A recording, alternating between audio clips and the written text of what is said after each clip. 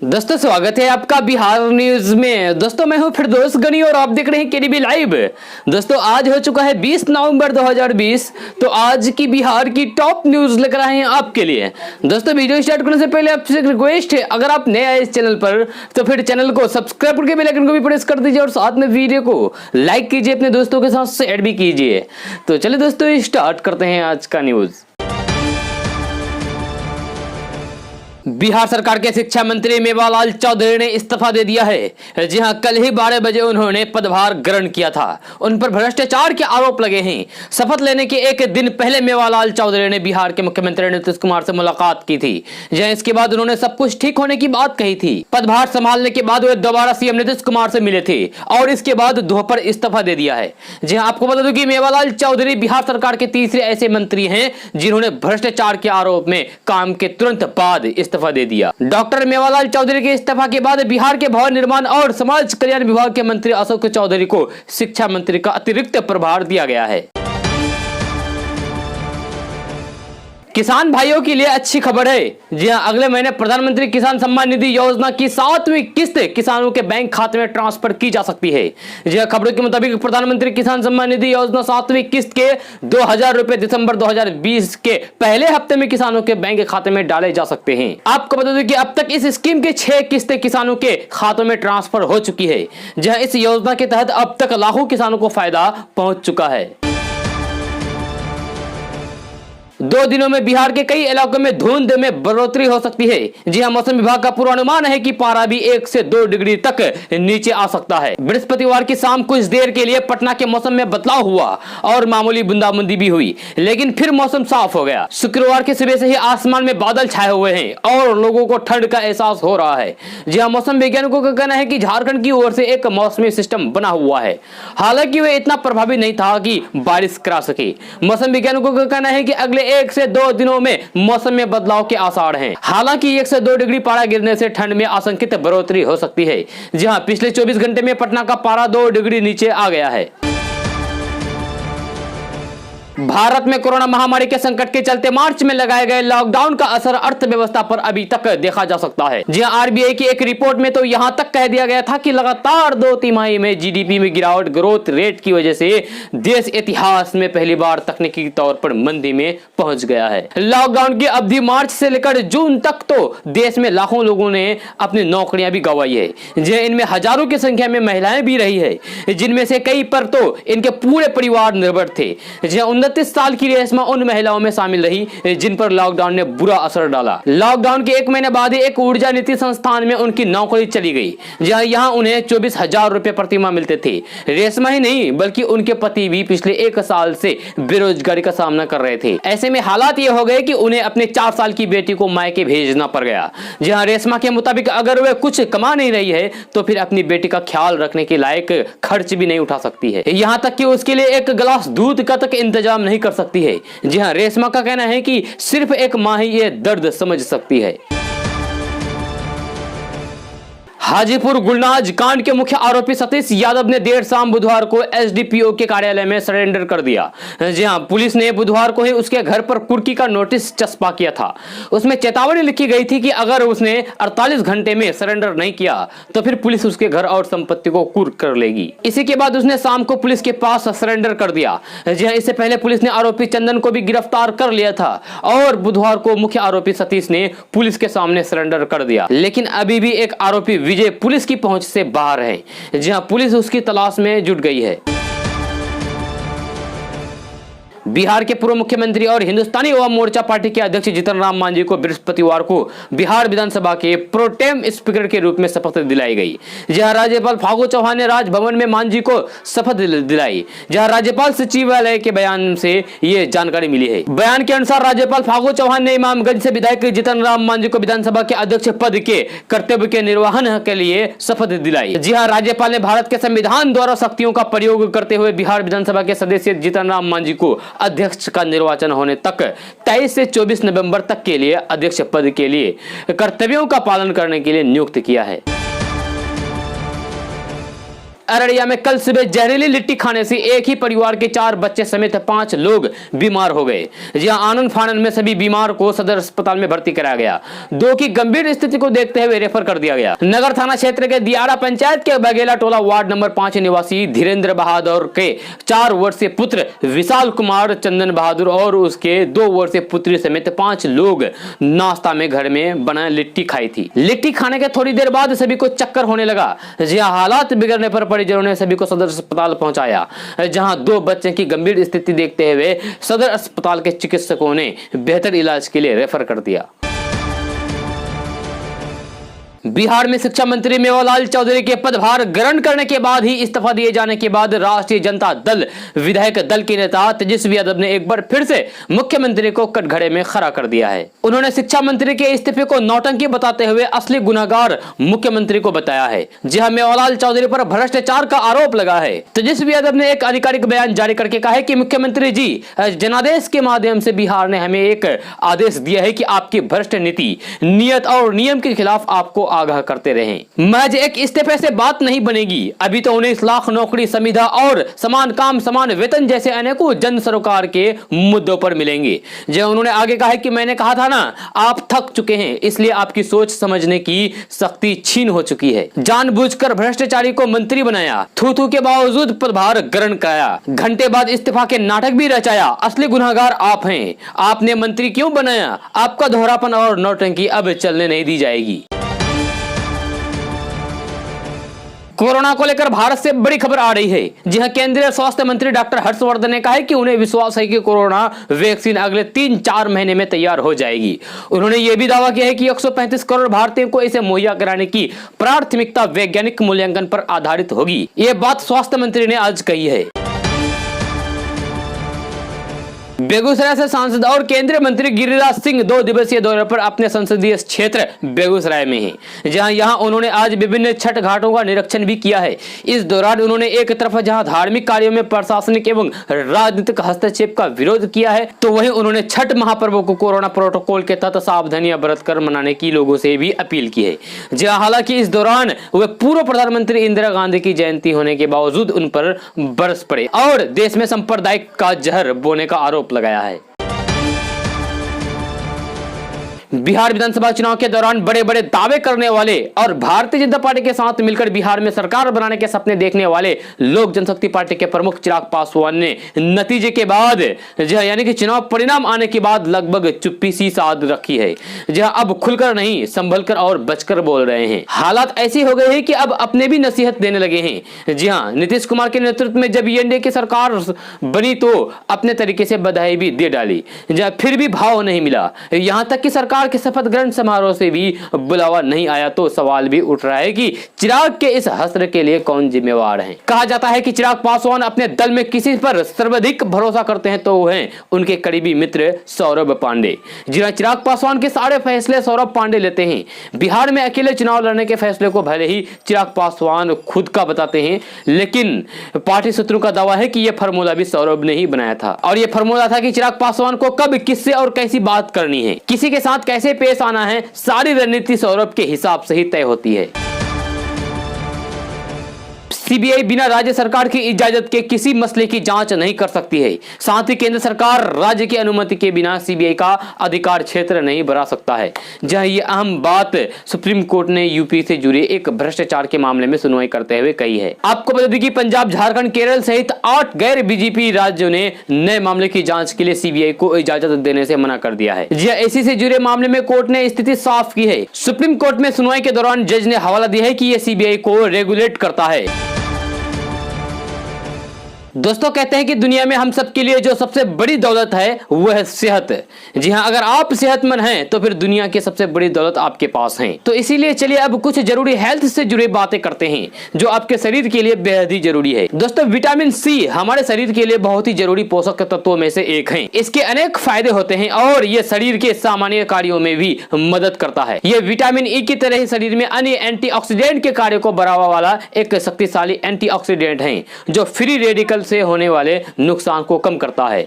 जहां इसके अलावा विटामिन सी रोग प्रतिरोधक क्षमता यानी कि इम्यूनिटी में सुधार लाने में भी अहम भूमिका निभाता है। हालांकि अक्सर ये देखा गया है कि सर्दियों के मौसम में लोग विटामिन सी पर बहुत ज्यादा ध्यान नहीं देते हैं, जिसकी वजह से शरीर में इसकी कमी हो जाती है और कई तरह की बीमारियों का सामना करना पड़ता है। शरीर में विटामिन सी की कमी होने वाली छोटी मोटी समस्याओं में स्वाभाविक में चिड़चिड़ापन, भूख न लगना, वजन कम होना, कमजोरी, पैरों में दर्द और थकान आदि शामिल है। अगर शरीर में इसकी कमी हो गई है तो फिर आपको कैंसर जैसे जानलेवा बीमारी होने का खतरा भी बढ़ जाता है। जी हाँ, शरीर में विटामिन सी की कमी से एलर्जी और तनाव की समस्या भी हो सकती है। इसके अलावा जोड़ों में दर्द की समस्या भी होने की आशंका रहती है।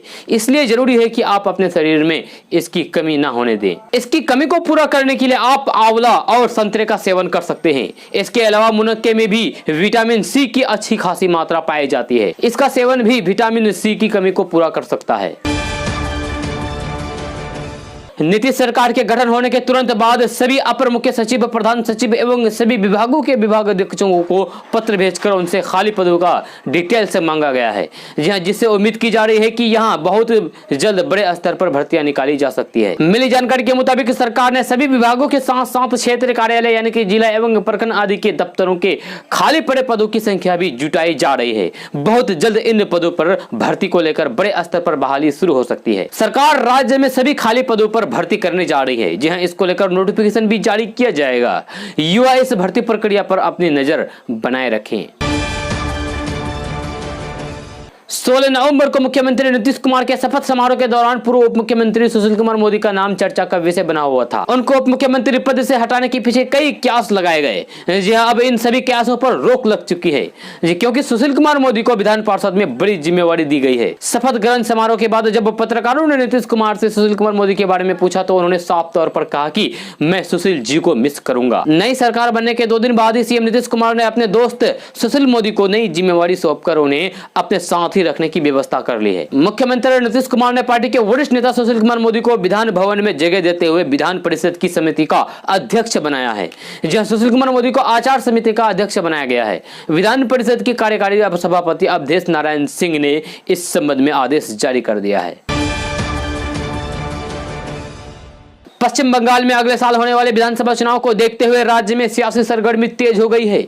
जी हां, बीजेपी और टीएमसी एक दूसरे पर आरोप लगाकर कोई मौका नहीं छोड़ रही है। पश्चिम बंगाल में बीजेपी की बढ़ती सक्रियता और बीजेपी नेताओं के बंगाल दौरे से सीएम ममता बनर्जी बुरी तरीके से बौखलाई हुई है। सीएम ममता बनर्जी ने बीजेपी पर आरोप लगाया है कि चुनाव से पहले पश्चिम बंगाल में गुंडों को लेकर अशांति पैदा करने की कोशिश की जा रही है। वहीं बीजेपी ने भी सीएम ममता बनर्जी पर पलटवार किया है। जी हां, सीएम ममता बनर्जी ने बीजेपी पर तंज कसते हुए कहा है कि चुनाव से पहले बंगाल में शांति भंग करने के लिए बाहरी गुंडों को लाया जा रहा है। देश के मुख्य चुनाव अधिकारी सुनील अरोड़ा ने बुधवार को कहा कि जब कोरोना महामारी के बीच निर्वाचन आयोग ने बिहार विधानसभा चुनाव की तैयारी शुरू की तो कुछ लोगों ने सोचा कि आयोग मूर्खता कर रहा है, लेकिन इस बड़ी लोकतांत्रिक कवायद के सुरक्षित एवं सफल रूप से संपन्न होने के बाद चुनाव इकाइयों को हर ओर से प्रशंसा मिली है। सुनील अरोड़ा ने कहा कि उन्हें विश्वास है कि निर्वाचन आयोग कुछ राज्य में आगामी विधानसभा चुनाव समय पर कराने में समर्थ होगा और इसके लिए आंतरिक कवायद शुरू कर दी गई है। जी हाँ, अगले साल मई जून में तमिलनाडु, पश्चिम बंगाल, असम और पुडुचेरी में विधानसभा चुनाव होने वाले हैं। एलपीजी गैस सिलेंडर इस्तेमाल करने वालों के लिए बड़ी खुशखबरी है। जी हां, अब आप बिना सब्सिडी वाले गैस सिलेंडर पर भारी भरकम छूट का फायदा ले सकते हैं। जी हां, आपको बता दें कि केंद्र सरकार अपने ग्राहकों को उज्ज्वला योजना की सुविधा देती है। इस सुविधा में ग्राहकों को सब्सिडी दी जाती है जो सीधे बैंक अकाउंट में ट्रांसफर हो जाती है। इसमें आपको 1 साल में सब्सिडी वाले 12 सिलेंडर मिलते हैं। लेकिन आज हम आपको एक ऐसी सुविधा के बारे में बताने जा रहे हैं जिसके जरिए आप बिना सब्सिडी वाले सिलेंडर पर भी डिस्काउंट पा सकेंगे। मनी कंट्रोल की खबर के मुताबिक इस समय डिजिटल पेमेंट को बढ़ावा देने के लिए सरकारी तेल कंपनियां ग्राहकों को कैशबैक की सुविधा दे रही है।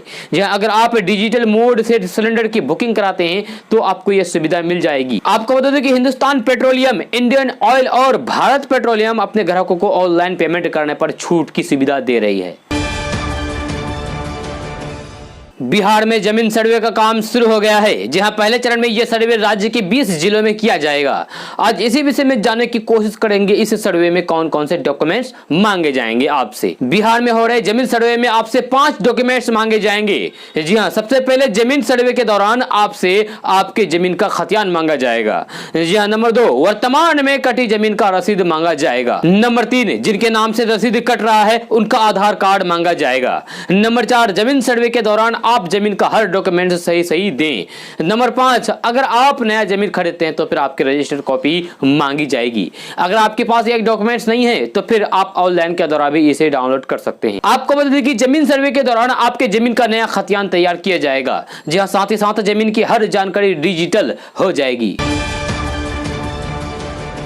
विकासशील इंसान पार्टी के अध्यक्ष एवं बिहार के पशुपालन एवं मत्स्य मंत्री मुकेश सहनी बुधवार को देर शाम अपनी जन्मस्थली गांव खेवा अपने पिता समेत ग्राम वासियों से मिलने पहुंचे। जहां रास्ते में 18 से 19 जगह लोगों ने उनका फूल और माला से स्वागत किया। जी हां, मुकेश सहनी ने लोगों को आश्वासन देते हुए कहा कि इस क्षेत्र समेत बिहार की जितनी भी समस्या है उसके समाधान के लिए ही मैं राजनीति में आया हूं। मैं स्थानीय मुद्दों को बिहार के मुख्यमंत्री नीतीश कुमार तक पहुंचाने का काम करूंगा। शिवसेना ने बिहार में तीसरे नंबर पर रही जेडीयू के नेता नीतीश कुमार को मुख्यमंत्री बनाने पर भाजपा पर तंज कसा है। जी हां, पार्टी ने अपने मुखपत्र सामने ने लिखा है कि भाजपा को बिहार में बलिदान करना पड़ा। चुनाव में तीसरे नंबर की पार्टी के नेता नीतीश कुमार को मुख्यमंत्री बनाकर भाजपा ने बहुत बड़ा बलिदान किया है। जी हां, शिवसेना ने कहा कि नीतीश जब तक कोई नया रास्ता नहीं निकाल लेते वे भाजपा के इस एहसान के बोझ के तले दबे रहेंगे। जबकि महाराष्ट्र में भाजपा ने ऐसा करने से इनकार कर दिया था। जी हां, शिवसेना ने लिखा है कि पिछले साल हुए चुनाव के बाद हमने भाजपा के सामने हमारी पार्टी के मुख्यमंत्री बनाए जाने का प्रस्ताव रखा था, जिसे उसने ठुकरा दिया था। बिहार चुनाव नतीजों से उत्साहित एआईएमआईएम प्रमुख असदुद्दीन ओवैसी की नजर अब पश्चिम बंगाल में होने वाले विधानसभा चुनाव पर है। जी हां, बंगाल में चुनाव लड़ने की मंशा जाहिर कर चुके ओवैसी चाहते हैं कि वे टीएमसी के साथ उनका पार्टी का गठबंधन हो। जी हां, इसके लिए उन्होंने ममता बनर्जी के पास प्रस्ताव पेश कर दिया है। एमआईएम मुखिया के इस प्रस्ताव पर टीएमसी अभी खुलकर कुछ भी नहीं बोल रही है। जी हां, एमआईएम का कहना है कि चुनाव में भाजपा को हराने के लिए वे टीएमसी के साथ आने से परहेज नहीं करेगी। जी हां, बिहार चुनाव में ओवैसी की पार्टी ने विधानसभा की 5 सीटें जीती है। आपको बता दें कि एमआईएम की तरफ से यह पेशकश ऐसे समय में हुई जब ममता बनर्जी ने बिना नाम लिए ओवैसी पर हमला बोल रहे हैं। बिहार में कोरोना महामारी और बिहार विधानसभा आम चुनाव को लेकर लगे आदर्श आचार संहिता के कारण राज्य में नए मेडिकल कॉलेज अस्पताल के निर्माण की प्रक्रिया धीमी पड़ गई थी, लेकिन नई सरकार के गठन के साथ ही इनमें तेजी आ गई है। जी हां, इनमें राज्य के सीतामढ़ी, झंझारपुर, पूर्णिया, छपरा और समस्तीपुर में 5 मेडिकल कॉलेज अस्पताल शामिल है। इनका कार्य आरंभ पहले हो चुका है। जी हां, चुनाव से ठीक पहले सीवान में मेडिकल कॉलेज अस्पताल का मुख्यमंत्री नीतीश कुमार ने शिलान्यास किया था और वहां भी भूमि पूजन किया जा चुका है। इन अस्पतालों के अगले 5 वर्षों के अंदर पूरा होकर पढ़ाई शुरू करने की भी उम्मीद है। जी हां, इसमें बिहार में स्वास्थ्य सेवाओं में बढ़ोतरी होगी और सस्ती और सुलभ स्वास्थ्य व्यवस्था आम लोगों को उपलब्ध होगी। बिहार के दूसरे प्रदेशों में मरीजों के इलाज के लिए जाने की रफ्तार भी कम होगी। राज्य में 11 नए मेडिकल कॉलेज अस्पतालों का होना निर्णय है। बिहार में अगले 5 वर्षों में 11 नए मेडिकल कॉलेज अस्पताल बनने की तैयारी शुरू की गई है। जहां इन मेडिकल कॉलेज अस्पतालों के निर्माण के बाद राज्य में मेडिकल कॉलेज अस्पतालों की संख्या बढ़कर 26 हो जाएगी। जहां राज्य में वर्तमान में 6 पुराने और 3 नए संचालन, कुल 9 सरकारी मेडिकल कॉलेज अस्पताल संचालित है, यानी कि चल रहा है। जबकि निजी क्षेत्र में 6 मेडिकल कॉलेज अस्पताल सहरसा, बिहेटा, मधुबनी, किशनगंज, कटिहार और सासाराम में चल रहा है। सोन नदी पुल पर कोयलेवर पुल के समांतर बन रहे 4 लेन पुल को गुरुवार से ट्रायल के तौर पर वाहनों के परिचालन के लिए उपलब्ध करा दिया गया है। जी हां, फिलहाल इसके लिए 3 लेन ही खोले जा रहे हैं। एनएचएआई के अधिकारियों ने इसकी जानकारी देते हुए बताया कि गुरुवार से कोयलेवर पुल पर ट्रायल रन शुरू हो जाएगा। आधिकारिक तौर पर बताया गया है कि कोयलेवर पुल के समांतर के लिए खोले जा रहा है। ट्रायल की अवधि में ये 1 वे रहेगा। जी हां, सिर्फ आरा से पटना की ओर आने वाले वाहन का उपयोग कर सकते हैं। जी हां, पटना से आरा की ओर जाने वाले वाहन पुराने पुल के दोनों लेन का उपयोग कर सकते हैं। इससे लगने वाले जाम से निजात मिलेगी। दिल्ली में कोरोना के बढ़ते केसों को देखते हुए दिल्ली सरकार ने बड़ा फैसला लिया है। जी हां, सीएम अरविंद केजरीवाल ने बताया कि अब मास्क नहीं पहनने वालों को 2000 रुपए जुर्माना देना होगा। जी हां, अब तक 500 रुपए का फाइन लगता था। इससे पहले दिल्ली में कोरोना की रोकथाम कैसे हो, इसको लेकर सर्वदलीय बैठक बुलाई गई थी। बिहार के 72 गैर सरकारी मान्यता प्राप्त अल्पसंख्यक माध्यमिक विद्यालयों के शिक्षकों को 1 अप्रैल 2020 को मानदेय वेतन में 15% की वृद्धि की गई है। जहां साथ ही इस कोटि के स्कूलों में कार्यरत शिक्षकों को 1 अक्टूबर 2020 के प्रभाव से ही ईपीएफ स्कीम से आच्छादित किया गया जाएगा। शिक्षा विभाग ने इसको लेकर संकल्प जारी किया है, जहां सैद्धांतिक और नीतिगत तौर पर पहले ही इसे मंजूरी दे दी गई थी। इसका लाभ 27 मई 2011 के बाद नियुक्त एवं कार्यरत माध्यमिक उच्च माध्यमिक बीच शिक्षकों को मिलेगा।